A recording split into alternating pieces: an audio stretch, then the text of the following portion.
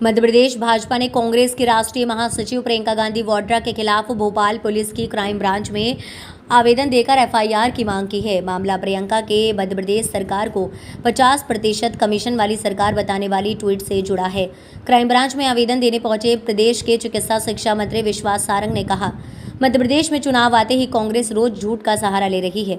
BJP प्रतिनिधिमंडल में party के प्रदेश महामंत्री भगवान दास सबनानी, विधायक रामेश्वर शर्मा, भाजपा जिलाध्यक्ष सुमित पाचौरी भी मौजूद रहे। इंदौर में भी प्रियंका गांधी वाड्रा और पीसीसी चीफ कमलनाथ के खिलाफ शिकायत दर्ज कराई गई है। इसमें प्रियंका पर ऑफिशियल ट्विटर हैंडल से एक पत्र के जरिए भ्रामक ट्वीट करने का आरोप लगाया गया है। उन्होंने लिखा, मध्य प्रदेश की जनता 50% कमीशन वाली भाजपा सरकार को हटाएगी। इससे पहले प्रियंका के इस ट्वीट पर बीजेपी के प्रदेशाध्यक्ष वीडी शर्मा ने लीगल एक्शन लेने की बात कही थी। उन्होंने कहा था कि दिग्विजय सिंह और कमलनाथ ने अपने केंद्रीय नेतृत्व से भी झूठ बुलवा दिया। कानपुर में कोर्ट के आदेश पर कानपुर मेडिकल कॉलेज की डॉक्टर समेत 3 महिला डॉक्टरों पर मुकदमा दर्ज। कानपुर में कोर्ट के आदेश पर कानपुर मेडिकल कॉलेज की डॉक्टर समेत 3 महिला डॉक्टरों पर मुकदमा दर्ज हुआ है। कानपुर मेडिकल कॉलेज के प्राचार्य डॉक्टर संजय काला ने सदस्य जांच कमेटी बनाई है जो कि इस पूरे मामले की जांच करेंगी। बता दें कि नवंबर 2022 में बिल्हौर के सामुदायिक स्वास्थ्य केंद्र में एक प्रसूता के ऑपरेशन के दौरान उसके पेट में पट्टी छोड़ दी थी, जिससे महिला की जान पर बन आई थी। ऑपरेशन के बाद महिला के पेट में काफ़ी दर्द होता रहा। पीड़िता ने अपर इंडिया जच्चा बच्चा अस्पताल में स्त्री रोग विशेषज्ञ को दिखाया, जहां पर डॉक्टर सीबा द्विवेदी की देखरेख में महिला को भर्ती किया गया। फिर उसका ऑपरेशन कर पेट से पट्टी निकाली गई। इसके बाद संदीप ने कोर्ट के माध्यम से सीएचसी की डॉक्टर रश्मि सूरी, डॉक्टर सुनीता गौतम और जच्चा बच्चा की डॉक्टर सीमा द्विवेदी के खिलाफ बिल्हौर थाने में मुकदमा। मैं प्रोफेसर सीमा द्विवेदी, प्रसूति एवं स्त्री रोग विभाग से। एक मरीज के पेट में कुछ पट्टी पाए जाने के मामले में आप पे एफआईआर की गई है क्या? नहीं, अभी एफआईआर नहीं है, ये विवेचना चल रही है। और ये जो मरीज के पेट में पट्टी है, इसकी ये सीएससी, ये जो खबर है, ये सीएससी बिल्हौर में इस मरीज का ऑपरेशन हुआ था, सिजेरियन हुआ था, छुट्टी होकर घर चली गई थी। फिर ये रेफ़र हुई तो मेरे अंडर आके ये भर्ती हुई। हमारा एलएलआर हॉस्पिटल आसपास के सभी जनपदों के मरीज़ों की देखरेख करता है। यहाँ पर रेफ़र किए जाते हैं मरीज़ समस्त सीएससी और पीएससी से। इसी तरह ये भी रेफ़र की गई थी सीएससी बिल्हौर से। ये मेरे यूनिट में आके भर्ती हुई, जहाँ पर कि इसका इलाज शुरू हुआ। एक से एक अच्छी एंटीबायोटिक्स, आईवी फ्लूइड्स और समुचित जितनी दवाइयाँ होती हैं वो सारी लगी। और इसके बाद 5 विभागों ने, जिसमें surgery, anaesthesia, chest end TB, medicine, सब ने मिलकर के इसका उचित इलाज शुरू किया। इसके पेट अल्ट्रासाउंड कराने पे इसके पेट में सूजन आई थी। राउंड पर मुझे आशंका हुई, जब मैंने इसकी जांच करके देखी तो मैंने कहा सिर्फ आंतों की सूजन नहीं है, इसमें पेट में पट्टी होने की आशंका लग रही है। इसलिए सर्जरी विभाग को ये पेशेंट ट्रांसफ़र होकर के वहाँ पर इसका उचित निदान होना चाहिए। इसके लिए मैंने सर्जरी विभाग से बात करके मरीज का पूरा संपूर्ण इलाज करवाया। उसका ऑपरेशन हुआ और ऑपरेशन के बाद मरीज आज की स्थिति में बिल्कुल ठीक है और सही सलामत है। जब ये खबर मुझे लगी कि इस प्रकार का इसका कुत्सित प्रयास हो रहा है, तब मुझे वो घटना याद आ गई। जब कुछ दिन पहले इसने कहा था हम वकील हैं डॉक्टर साहब और हमें समझ लीजिए, तो उस समय मैंने इस बात को सीरियसली नहीं लिया था। लेकिन जब इसकी ये सारी इस प्रकार के प्रयास, कुत्सित प्रयास देखे, तब इसकी बदनीयती समझ में आई कि वसूली के लिए ये सारी कोशिशें कर रहा है। शायद ये सोच के कर रहा है कि स्त्रियां हैं डर जाएंगी। मेरा नाम भी इसने डाल दिया है, डॉक्टर सुनीता गौतम जो उस केस में थी भी नहीं, उनका भी नाम डाल दिया है। और मैंने जिसने संपूर्ण इलाज करा के इसका पूरा निदान करके इसका पूरा कल्याण किया, नाम डालने का औचित्य सिर्फ इतना ही समझ में आ रहा है कि पूरी वसूली की इसकी बदनीयती है। इसके लिए प्रिंसिपल सर ने जांच कमेटी 7 सदस्यों की बनाई है। 16 अगस्त तक समिति अपनी जांच रिपोर्ट दे देगी, तब इसके ऊपर मानहानि और क्रिमिनल ब्लैकमेलिंग का, धमकी का केस दर्ज होगा।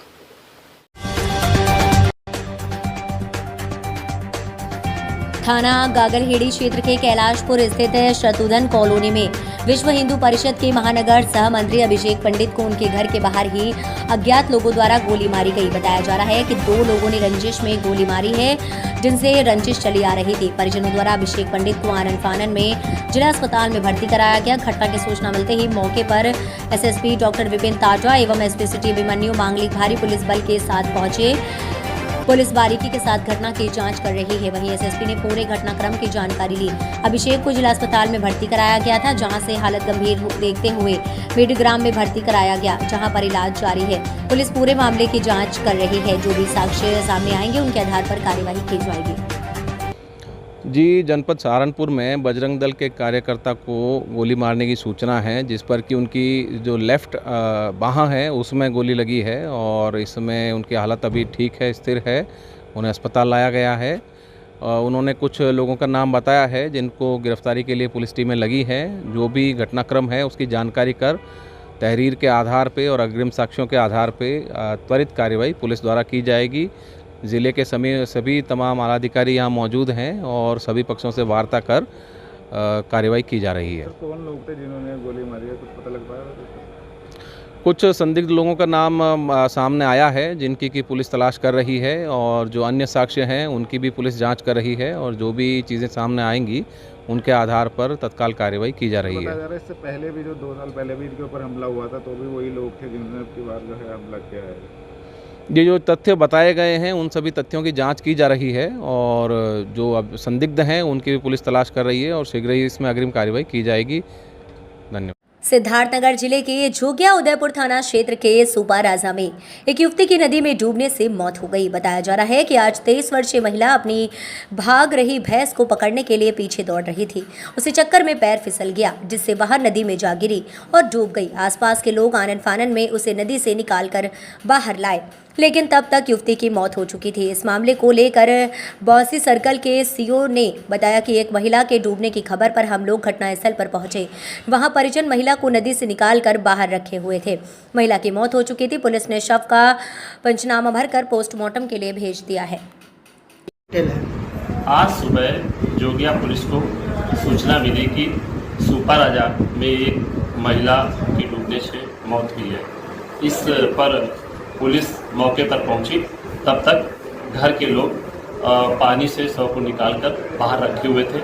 पुलिस ने पंचायतनामा कार्रवाई करा करके पीएम के लिए भिजवा दिया। ग्रेटर नोएडा में दादरी थाना पुलिस को मिली बड़ी कामयाबी। फर्जी डिग्री बनाने वाले एक आरोपी को पुलिस ने किया गिरफ्तार। एमबीबीएस की फर्जी डिग्री बनाकर महिलाओं को बनाता अपना शिकार। डिग्री बनाकर बैंक से लोन लेकर किया करते था ठगी। लोन के लिए पैसे से महिलाओं को शादी का देता था झांसा। हॉस्पिटल और फाउंडेशन के नाम पर फर्जी दस्तावेज तैयार कर जीएसटी के रिफंड का लेता था लाभ। गिरफ्तार किए आरोपी के कब्जे से एक बाइक, मोबाइल व फर्जी दस्तावेज पुलिस ने बरामद किए। सर, एक मुन्ना भाई को गिरफ्तार किया गया है, क्या है पूरा मामला? कितनी शादी की थी, कहां से इसने जो है डिग्री प्राप्त की और कितनी अब तक के लोगों को जो है डिग्री जो है बना चुका है? ये थाना दादरी में एसीपी दादरी, एसएचओ दादरी और इनकी जो एक साइबर सेल टीम सर्विलांस के वो एक बड़ी फ़ायदा और महत्वपूर्ण जानकारी मिली थी। उस पर ये लोग काम कर रहे थे और इन लोगों द्वारा एक अभियुक्त पूंडव शंकर सिंधे को अजायबपुर के पास से गिरफ्तार किया था। ये व्यक्ति पहले एक महिला डॉक्टर के संपर्क में आया जो कि आगरा यूनिवर्सिटी से एमबीबीएस की थी।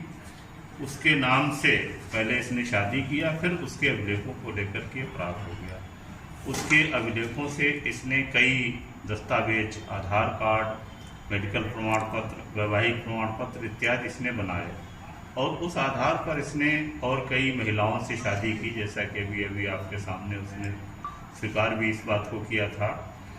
और ये आधार कार्ड, अन्य दस्तावेज और ये मेडिकल प्रमाण पत्रों के आधार पर इसने खुद भी अपनी एक फर्जी डिग्री ऑस्ट्रेलिया की बनाई और ये फर्जी हॉस्पिटल खोल करके और फर्जी उसमें सभी मेडिकल ट्रीटमेंट के बिल लगा करके इसने कई बैंकों से और अन्य बैंकिंग संस्थानों से लोन भी लिए हैं।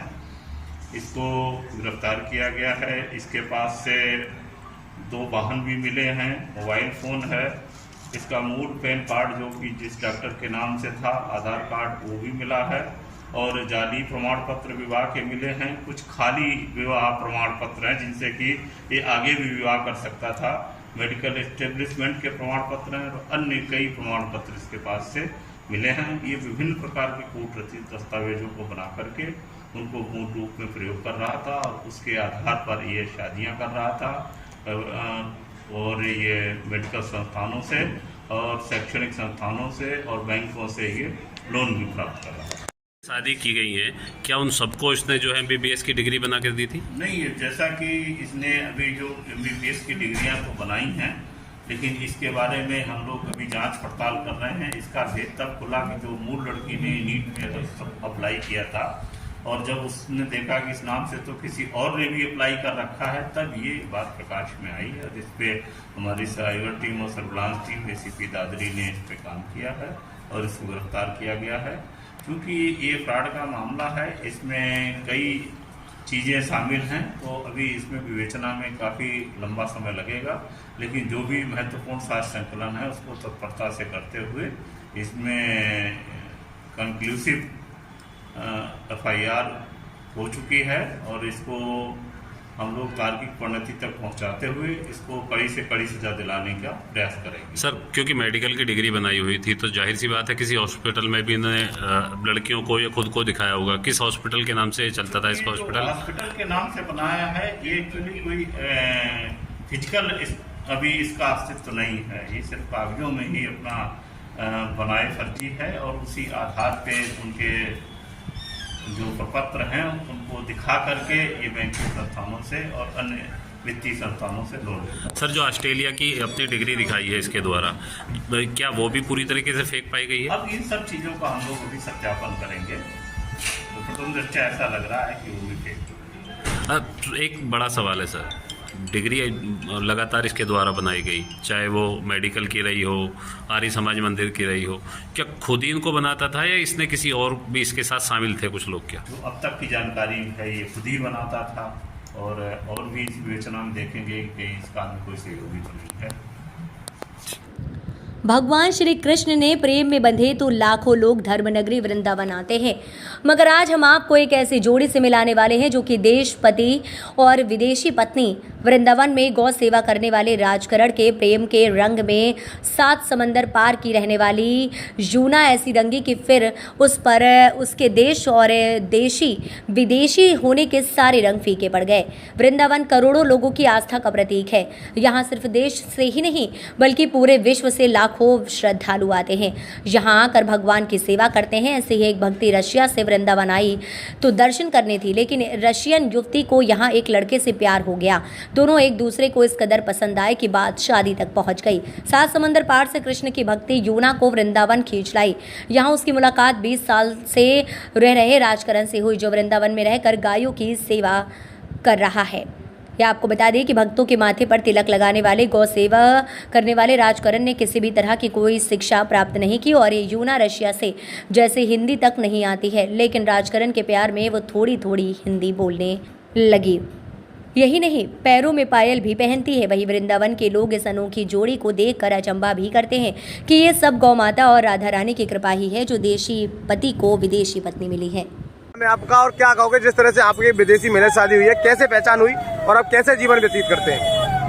गौ मातन का आशीर्वाद है। राधा रानी की नगरी में गौ मातन की सेवा करते हैं। गौ माता मिलाया, हम तो नहीं जानते, हमको ये भी उम्मीद नहीं थी कि मिलेंगे नहीं मिलेंगे, मगर गौ मातन का आशीर्वाद, गौ मातन की सेवा किया, गौ माता अपने आप मिलाती है। हमको ये भी पता नहीं, हमें अंग्रेजी भी नहीं आता कि क्या बोलते हैं क्या नहीं बोलते, मगर सब गौ माता आशीर्वाद दिया। सब हिंदी, थोड़ा अंग्रेजी, थोड़ा एक दूसरे से बात करते हैं। इसी हम सेवा करते हैं, आते नहीं, बहुत दिन से करते आए। हमारे पास सब विदेशी में फंसे हुए हैं, सेवा करते हैं। अभी यहाँ चेतन विहार फेस 1 में भी जाएंगे सेवा करने, 7 बजे भी सेवा है, सेवा 12 महीना करते हैं। कितने साल से आपका परिचय हुआ और कैसे हुआ?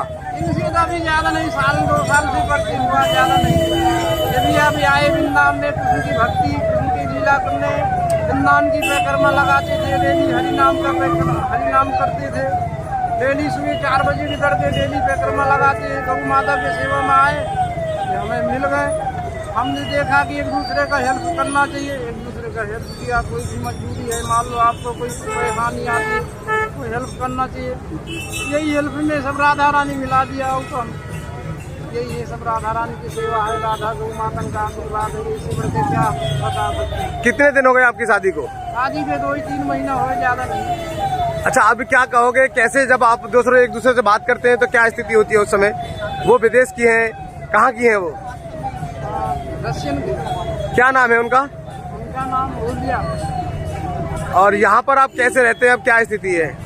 यहाँ तो भाड़े से रहते हैं। क्या करते हैं आप? गौ सेवा करते हैं, कोई काम नहीं। नहीं, यहाँ पर आप जैसे चंदन लगाने का काम करते हैं। ये टाइम तो खाली आते हैं, चंदन में थोड़ा बहुत 400 रुपए जो आ गया वही खर्चा पानी बच्चों को हो गया, अपने का पेट का चाहिए, भाई रूम का भाड़ा चाहिए, सब चीज चाहिए। अब गौ सेवा में उतना तो पैसे आता नहीं, खाली पेट रोटी चलता है, बस इसी में गुजारा करते हैं। फिर वो कहाँ के रहने वाले हैं? हम एक चित्रकूट यहाँ वृंदावन में रह कितने साल से रह रहे हैं आप? यहाँ हो गए कम से कम 20 साल।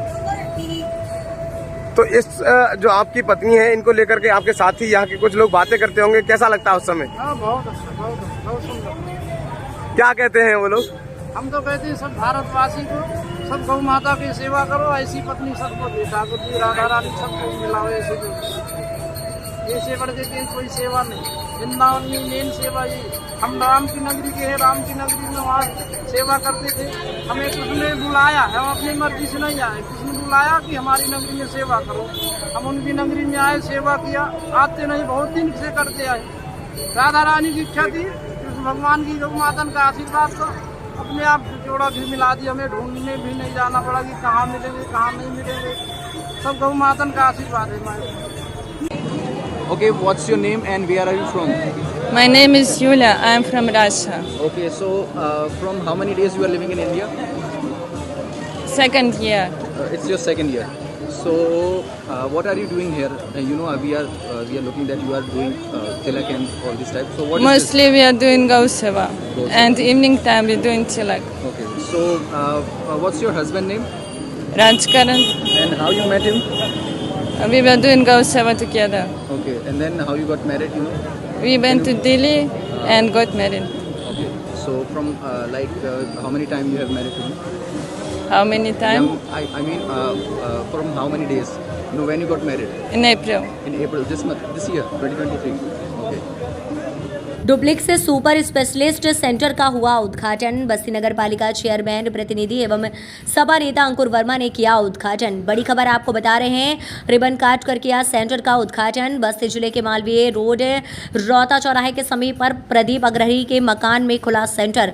अंकुर वर्मा ने कहा कि डुप्लेक्स सुपर स्पेशलिटी सेंटर खुलने से मिलेगा लोगों को समुचित इलाज। अंकुर वर्मा ने यह भी कहा कि पहले लोगों को डॉक्टर को दिखाने के लिए जाना पड़ता था बाहर, अब यहीं पर मिलेगी समुचित व्यवस्था। प्रदीप अग्रही ने बताया कि अब यहां पर मधुमेह रोग विशेषज्ञ, हृदय रोग विशेषज्ञ, किडनी रोग विशेषज्ञ के बैठेंगे डॉक्टर। प्रदीप अग्रही ने यह भी बताया कि कैंसर रोग विशेषज्ञ, लीवर रोग विशेषज्ञ, स्त्री रोग विशेषज्ञ, त्वचा रोग विशेषज्ञ के बैठेंगे डॉक्टर। डॉक्टर सूरज भट्ट ने बताया कि जाने माने doctor Alok Tiwari, doctor Saspal Singh, doctor Ujjwal Maheshwari, doctor Rohit Singh, doctor Anjali Jain, doctor Priyanka Srivastava अब बैठेंगी बस्ती में। डॉक्टर अजय कुमार शुक्ला ने आज उद्घाटन के दौरान कई दर्जन मरीजों को देखा निःशुल्क। डॉक्टर अजय शुक्ला ने अभी बताया कि अब लोगों को अपना जिला छोड़कर कहीं नहीं जाना पड़ेगा, यहीं मिलेंगी सारी सुविधा। इस दौरान डॉक्टर सूरज भट्ट रहे मौजूद। इस सेंटर का उद्घाटन किया है, इससे क्या लाभ मिलेगा मरीजों को? ये आज शहर के रौता चौराहे के निकट डॉक्टरों का एक बहुत बड़ा पैनल बस्ती में बैठने जा रहा है, जिससे तो बस्ती की जनता के वासियों के लिए ये बहुत ही बड़ा यहाँ पर स्वास्थ्य के लिए हमारे लाभदायक होने जा रहा है, क्योंकि पूरे प्रदेश के जो बड़े बड़े डॉक्टर हैं, बढ़िया डॉक्टर हैं, चाहे वो शुगर के हों, चाहे वो डायबिटीज़ के हों, चाहे वो हार्ट के हों, तो बस्ती में कभी शहर में बहुत दिक्कतें थी, हार्ट के डॉक्टर कोई नहीं मिलते थे, शुगर के बहुत अच्छे स्पेशलिस्ट नहीं मिलते थे। आज ये मौका हमारे जनपद में आया हुआ है डॉक्टर्स के माध्यम से, मैं शुभकामनाएँ दूंगा यहाँ के जो मैनेजमेंट के हमारे साथी हैं और हमारे जो डॉक्टर यहाँ पर बैठने वाले हैं उनको शुभकामनाएँ दूंगा कि आज यहाँ पर बस्ती के शहर के लिए और पूरे बस्ती जनपद के लिए एक बड़ा सुनहरा अवसर स्वास्थ्य के लिए आ रहा है। जो हम लोग लखनऊ और गोरखपुर जाना पड़ता है जिसके लिए दिखाने के लिए आज वो हमारे बस्ती शहर में मेन शहर में आ गया है, उसके लिए मैं बहुत बहुत शुभकामनाएँ दूँगा। उद्घाटन हुआ है सेंटर का, तो किस तरीके से मरीजों को बाहर नहीं जाना पड़ेगा, कौन कौन सा इलाज यहाँ पे हो पाएगा? डॉक्टर्स के माध्यम से देश के सबसे प्रतिष्ठित संस्थानों में ट्रेन डीएम एमसीएच डॉक्टर, जिन्हें हम सामान्य भाषा में सुपर स्पेशलिस्ट बोलते हैं, वो सब अब डॉक्टर्स क्लिनिक में बस्ती जिले में आएंगे। डायबिटीज़ के सुपर स्पेशलिस्ट, हार्ट के कार्डियोलॉजी के सुपर स्पेशलिस्ट, पेट रोग के गैस्ट्रोएंटरोलॉजिस्ट, कैंसर के सर्जन, कैंसर के ऑन्कोलॉजिस्ट जो होते हैं, स्किन के एक्सपर्ट, आँखों के एक्सपर्ट, इस तरह करके अन्य बीमारियों के भी एक्सपर्ट्स यहाँ पे विजिट करेंगे। तो लगभग सारे प्रकार की स्पेशलिटी को हम लोग कवर करने का प्रयास करेंगे, जिससे एक तो आने जाने का जो खर्चा होता है और पूरे दिन की जो एक सामान्य मिडिल क्लास और लोअर क्लास के आदमी की जो छुट्टी लेनी पड़ती है और जो उसका नुकसान होता है, वो सबसे हम बच सकते हैं। और डॉक्टरों को भी अपने ग्रामीण क्षेत्रों से और छोटे कस्बों से जुड़ने का मौका मिलता है। तो इसके माध्यम से हम लोगों ने ये एक योजना बनाई है और आप सबके आशीर्वाद से, जनता के सहयोग से ये निश्चित रूप से आगे बढ़ेगी। इसकी इच्छा रखते हैं। भाकियों ने निकाला किसान अधिकार ट्रैक्टर तिरंगा यात्रा। मुख्यमंत्री को भेजा 11 सूत्रीय ज्ञापन। डीएम ने किया समस्याओं के निस्तारण का आश्वासन। बस्ती में शुक्रवार को राष्ट्रीय नेतृत्व के आह्वान पर भारतीय किसान यूनियन पदाधिकारियों सदस्यों ने किसान अधिकार ट्रैक्टर तिरंगा यात्रा निकाली है। जिलाध्यक्ष हृदयराम वर्मा के नेतृत्व में 11 सूत्रीय मांगों को लेकर तिरंगा यात्रा पटेल चौक से जिलाधिकारी कार्यालय तक पहुंची। यहां अधिकारियों से लंबी वार्ता और नोकझोंक के बाद जिलाधिकारी को मुख्यमंत्री को संबोधित ज्ञापन सौंपा गया। ज्ञापन सौंपने के बाद जिलाधिकारी से वार्ता के दौरान भाकियों के प्रदेश सचिव दीवान चंद्र पटेल, पूर्वांचल के वरिष्ठ उपाध्यक्ष शोभा राम ठाकुर, मंडल अध्यक्ष मातेंद्र प्रताप सिंह आदि ने किसान समस्याओं, ब्याज समेत गन्ना मूल्य भुगतान, बिजली संकट, बस्ती को सूखाग्रस्त करने आदि का मुद्दा उठाया है। अन्य समस्याओं का भी प्राथमिकता से निराकरण होगा।